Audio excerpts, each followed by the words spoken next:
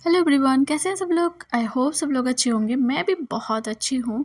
और आज मैं इस वाले अंगरखा कुर्ता जिसकी मैंने फ़ोटो शेयर की, वैसे तो इसकी वीडियोस काफ़ी सारी पहले शेयर कर दी है, तो आज मैं आप सबके साथ कटिंग एंड स्टिचिंग शेयर करने वाली हूँ। तो चलिए सबसे पहले वीडियो को स्टार्ट करते हैं।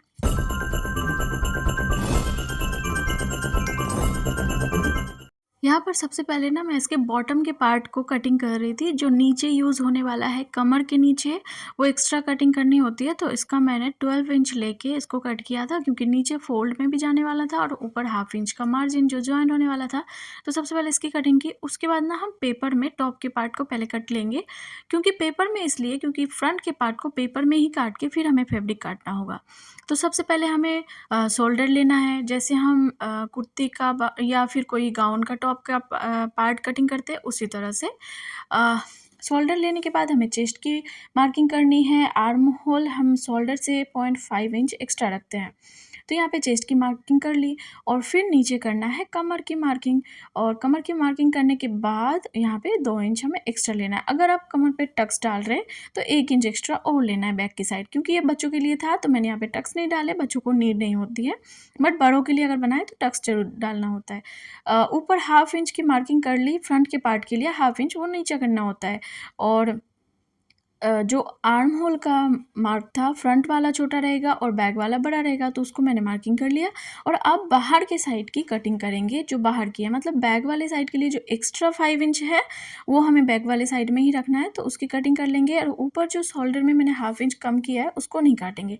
ये हमारा बैक का पार्ट निकल चुका है। तो फैब्रिक को डबल फोल्ड करके यहाँ पे इस पेपर को बिठा के एकदम सेम टू सेम हम यहाँ पे का बैक का जो पार्ट है उसको कटिंग कर लेंगे। वैसे मैंने एक साथ बहुत सारा काटा था, तो इसलिए फैब्रिक को पहले काट के नहीं लिया, फैब्रिक बहुत लंबा था, इसलिए मैंने सिर्फ कम करके इस जहाँ पे कटिंग कर रही हूँ सिर्फ उसको दिखा रही हूँ। तो इस तरह से मैंने बैक की कटिंग की। अब बैक की कटिंग करने के बाद इस फैब्रिक को हम साइड में रख देंगे और फिर से उसी पेपर में हम फ्रंट के लिए मार्किंग करेंगे। तो आप देख सकते हैं सबसे पहले जो फ्रंट की मार्किंग थी ना, आर्म होल में, उसको काट के हटा दिया। शोल्डर में भी हाफ इंच कम था, उसको भी कट के हटा दिया।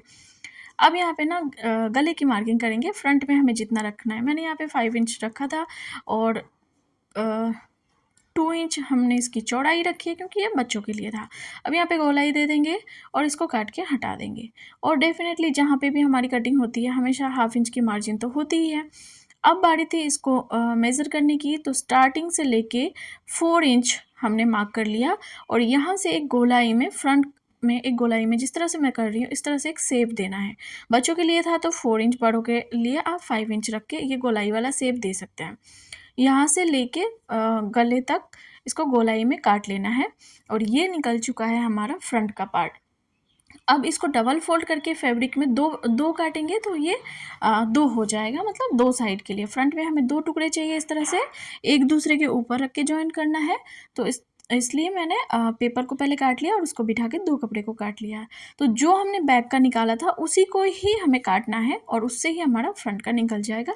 इस तरह से कटिंग ईजी हो जाएगी। डायरेक्ट कपड़े में करेंगे तो हमें डबल मार्किंग करना पड़ेगा, इसलिए मैंने यहाँ पे पेपर पे काटा है। वैसे तो मैं ज़्यादातर कपड़ों के लिए ना पैटर्न पेपर का यूज़ करती हूँ, बट इत्तेफाक से ये कपड़े जब मैं कटिंग कर रही थी तो मुझे पैटर्न पेपर नहीं मिला। जिस दुकान से मैं लाती हूँ वहाँ ख़त्म हो चुका था और एक ही दुकान पे मिलता है जो अभी अवेलेबल नहीं था। फिर मुझे बहुत सारा न्यूज़पेपर लेना पड़ा सारे कपड़ों के लिए और न्यूज़पेपर से मैंने कटिंग की। तो यहाँ पे जॉइंट था, ये फोल्डेड कपड़े में मैंने 2 पार्ट काटा है, तो नीचे से अलग कर दिया और ये 2 टुकड़ा 2 पार्ट के लिए निकल गया। मैंने यहाँ पे एफ लिख दिया था ताकि मैं भूल ना जाऊँ, ये फ्रंट पार्ट है। अब बारी थी स्लीव की कटिंग की। तो स्लीव का जो है ना, मैंने फर्मा बना के रख लिया था पेपर में, क्योंकि बहुत सारी कटिंग करनी थी इसलिए। तो लगभग आर्म होल सबका सेम ही रहता है, हाफ इंच इधर उधर, तो एक जैसा काट के फिर मैंने मेज़रमेंट करके यूज़ किया है। तो स्लीव की कटिंग कैसे करनी होती है ये मैंने शॉर्ट्स वीडियो डाल रखे हैं, आप चाहे तो वहाँ से जाके डिटेल में देख सकते हैं कि स्लीव की कटिंग मेज़रमेंट के साथ कैसे करनी होती है। ये वो पार्ट है जो बॉटम में यूज़ होने वाला, आप देख सकते हैं।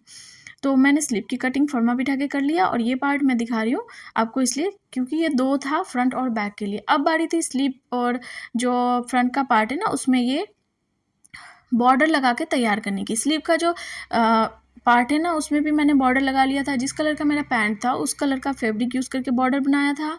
और ये जो अंगरखा का फ्रंट और फ्रंट के पार्ट का जो है ना, उसमें अंगरखा डिज़ाइन डालने के लिए मैंने पैंट का कपड़ा यूज़ करके उसमें बॉर्डर लगाया था। ये बैक का साइड है। बैक साइड में भी आपको गला बना के ले लेना है जितना रखना है।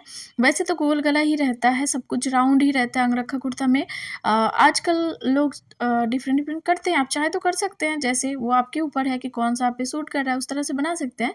मैंने यहाँ पे राउंड नेक बनाया था बैक के साइड पे।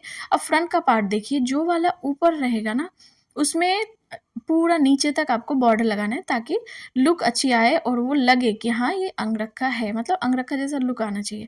पहले मैंने इसको पिन से सेट कर लिया है कहाँ पे क्या बिठाना है, फिर उसके बाद मैं इसको अच्छे से स्टिच करूँगी। तो स्टिच करने से पहले कोई भी चीज़ अगर आपसे हिल जाने की चांसेस है कि ये इधर-उधर हो जाएगी, तो सबसे पहले पिन से सेट कर लें। मैंने यहाँ पे सेट कर लिया और उसके बाद बारी थी स्टिचिंग की और पूरा इसको अच्छे से जॉइंट कर लेंगे। तो यहाँ पे स्टिच करते टाइम आपको ध्यान रखना है कि कपड़ा इधर से उधर ना हो जाए, क्योंकि हम अगर सिल्क में बनाते हैं ना वो हिलने के चांसेस ज़्यादा रहते हैं। ये साटिन का फैब्रिक था तो काफ़ी ज़्यादा स्लिप भी हो रहा था बीच बीच में, थोड़ी डिफ़िकल्ट थी इसको स्टिच करना, बट कोई नहीं, मैंने मैनेज कर लिया और अच्छे से। और मैं स्टिचिंग करने के टाइम बहुत ज़्यादा ध्यान रखती हूँ कि फिनिशिंग अच्छी आनी चाहिए, क्योंकि थोड़ी-सी भी फिनिशिंग ख़राब हुई ना, लुक काफ़ी मतलब पूरा ही ख़राब हो जाता है। तो इसलिए स्टिचिंग के टाइम पे आपको ध्यान रखना है। अब फ्रंट बैक हो चुका था, बारी थी शोल्डर को जॉइन करने की। तो शोल्डर को जॉइन करेंगे और उसके बाद जॉइन करेंगे स्लीव। स्लीव को पहले ही मैंने ना बॉर्डर जो है वो बना के रेडी करके रखा था और अब बारी थी स्लीव जॉइन करने की। तो आप देख सकते हो इस तरह से शोल्डर को जॉइन किया, अब स्लीव को जॉइन करेंगे। स्लीव जॉइन करने के बाद साइड में स्टिच लगाएंगे और ये रेडी हो जाएगा और बचेगा सिर्फ बॉटम का पार्ट। तो बॉटम में थोड़ा सा ना गैदर्स डालना होता है।